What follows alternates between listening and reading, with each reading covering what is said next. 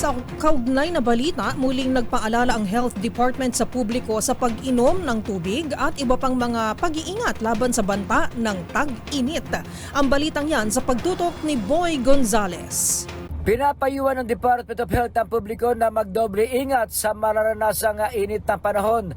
Ayon sa tagapagsalita ng DOH na si Assistant Secretary Albert Domingo, pinakaimportante ang pag-inom ng tubig lalo na sa mga oras na tirik ang araw. Mas maigi rin anyang sumilong ang mga individual na nagtatrabaho sa labas o kaya ay 30 minuto na pahinga kapag sobrang init na ng panahon.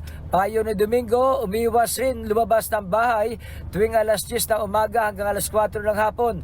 Ang mga individual naman na may karamdaman tulad ng high blood, sakit sa puso, diabetic at iba pa ay huwag kalimutan ang mga gamot na dapat inumin sa takdang oras at palagi ang uminom ng tubig.